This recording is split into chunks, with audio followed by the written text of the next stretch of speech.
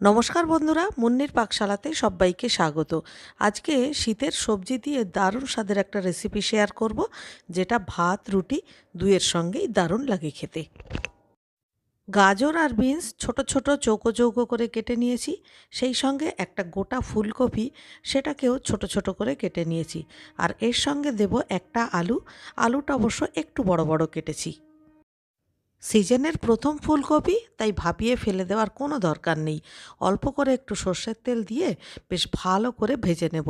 আর ভাজার সময় অবশ্যই স্বাদমতো একটু নুন আর একটু হলুদ গুঁড়ো দিয়ে দেব।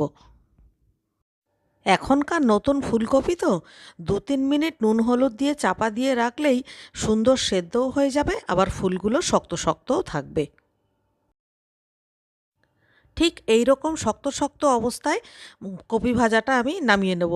আর কড়াইটাকে আবারও ভালো করে ধুয়ে বসিয়ে দিলাম।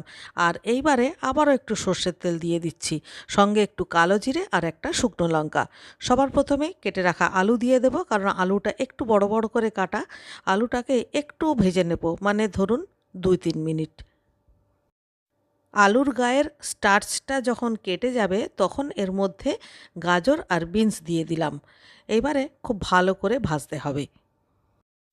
আবারও সামান্য একটু নুন আর একটু হলুদ দিয়ে নাড়াচাড়া করে ঢাকা দিয়ে দেবো, যাতে করে এগুলো মোটামুটি একটু আধ সেদ্ধ মতো হয়ে যায়।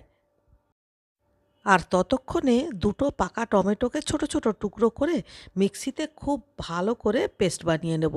বলতে পারেন এই তরকারির স্বাদটাকে এনহ্যান্স করবে এই টমেটো বাটা। এবারে ঢাকা খুলে একটু নাড়াচাড়া করে নেব, তারপরে সামান্য, মানে ওই হাফ কাপ মতো জল দিয়ে দেব। খুব বেশি জল দেওয়ার কোনো প্রয়োজন নেই। এবারে আবারও গ্যাসের ফ্লেম হাইতে করে ঢাকা দিয়ে ঠিক 1 থেকে 2 মিনিট রান্না করব। এখন সমস্ত কিছু কিন্তু খুব ভালোভাবে সেদ্ধ হয়ে গেছে। এবারে উপর থেকে টমেটো বাটা দিয়ে দেব, আর সেই সঙ্গে ফুলকপি যেটা ভেজে রেখেছিলাম সেটাও মিশিয়ে দেব। তবে টমেটো দেওয়ার পরে একটু জাল করে নিতে হবে, যাতে করে টমেটোর কাঁচা গন্ধটা চলে যায়।